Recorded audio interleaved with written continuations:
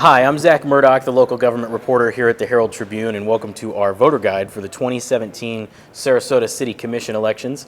I'm here with longtime commissioner and former mayor Fredd Atkins. And Fred, I'd like to just jump right into a question because last fall you ran and lost for a county commission seat. And that night, after the election results came in, we talked a little bit, and I kind of jokingly asked, so are we going to see you in the city commission race in a couple of months? And you just laughed and laughed. And that leads me to ask, after so many years serving on the commission and making a bunch of runs at trying to stay in leadership, what brings you back again and again? Because I still feel there's a void in leadership in the city of Sarasota. I think I bring a wealth of knowledge and experience to this process that can't be denied. I think that what I've been able to do in looking out of the windows from this facility is to basically exemplifies the process that I've lived through in the city of Sarasota. Mm-hmm. You're at 18 of the last 32 years you've been on the city commission, right? Close to that, probably about 34 now. Yeah. It keeps growing. A lot of the issues we're going to talk about, even in this video, are things that you've been dealing with for a long time. Do you feel like running this campaign is different from so many of the others you've done, or are you talking about the same things you were years ago? I think we are talking about the same things that we've always talked about, but they're at a different level of intensity. Mm-hmm. We've always wanted development and growth downtown Sarasota. Now we are concerned about too much development and growth downtown Sarasota. Mm-hmm. We've always had a homeless situation, but we've always had a safety net to address them in a more palatable way. But now with the new persons that's living downtown, we have a greater problem with homeless than we ever had before. We always had a traffic problem, but now with the new development of downtown city of Sarasota and adhering to the plan that everybody wanted when it came through, now all of a sudden it is not what they want anymore. Mm-hmm. So it's just a changed plan, but the process and the realities are still the same. Yeah, absolutely. Well, speaking of homeless, I want to talk a bit about that because over the last year that I've been here with the Herald-Tribune, we've seen a lot of progress from the city and county and nonprofits moving hundreds of people off the streets and into housing, but a problem still persists, and there still seems to be a bit of a struggle. I wonder, what does the city need to do to help get everyone rowing in the same direction and kind of take this conversation to the next level, and what's the city's role ultimately in helping to fight homelessness? I believe the city is doing practically all it can do. The city committed to this process from the beginning, long before the county realized that it was a countywide problem. And the city has always worked with the infrastructure of this community to develop the safety net for the homeless and disenfranchised people of the city of Sarasota. And they will continue to do that. What they've been able to do now is to convince the county that a workable plan is palatable with both of them working from different ends of the spectrum to fulfill the same objective. So where is, on that spectrum, where do you put the city versus the county, and how does that work? Because the city is basically the receptive center for the homeless, because 90% of them live in the city proper of downtown Sarasota. I think that they are probably 65-70% of the highly impacted and most responsible part of this scenario. There's been a lot of conversation about housing first being the next phase that the city wants to take versus help funding or constructing an emergency services shelter like the county wants. What's your take on that? I think that is the definition of the struggle right now.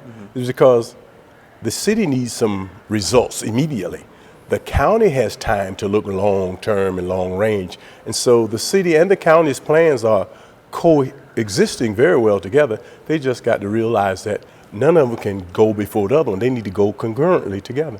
Do you feel like we're at the point where they are happening concurrently as opposed to what's been kind of a long, drawn-out conversation? Based on my knowledge and information here of late, the last few months, they have been doing a lot better. Ever since the group came down from Tallahassee to the New College campus and gave them a capsule show of how they did it in Tallahassee, we have gotten everything but that leading one person to father this and manage the whole process. Interesting.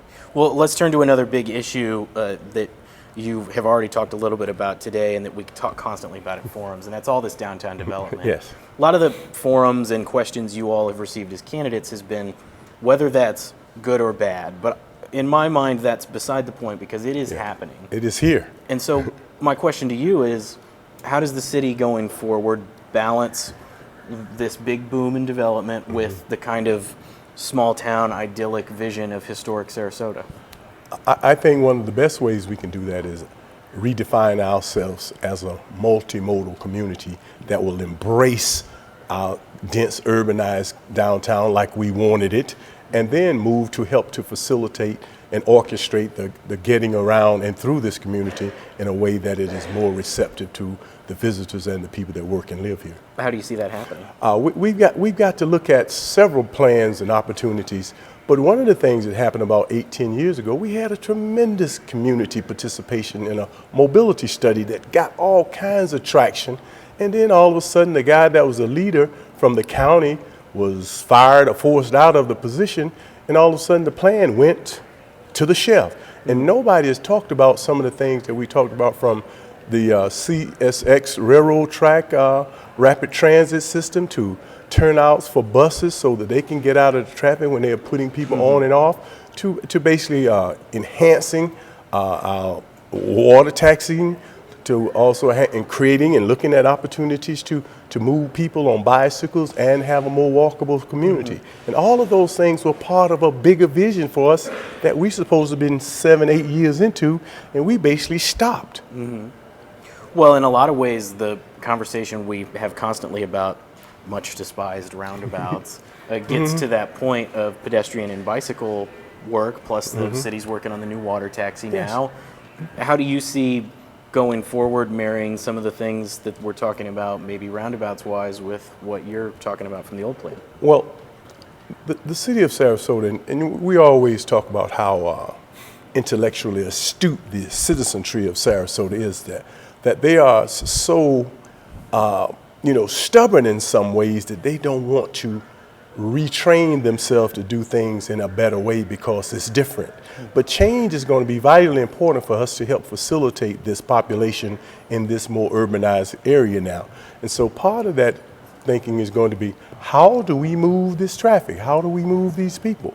And we're going to have businesses to identify places where they can create not only hubs on the edges of this downtown, but hubs inside the community, so people won't have to walk so far or won't have to get in their car to go anywhere. Because that's going to be important as we move forward and try to resolve some of our issues of transportation, traffic congestion. And the latest report, how not good we are looking internationally as it relates to ranking in traffic congestion is not fair at all. But I think the city of Sarasota, we got a way of resolving this issue, and we got some things that there's some possibilities for some east-west traffic relief, and also some north-south traffic relief. And we got to look at those, and we got to look at how we're going to manage and computerize our traffic flow so that we won't be waiting for the computer to tell us when to go when all the cars are gone.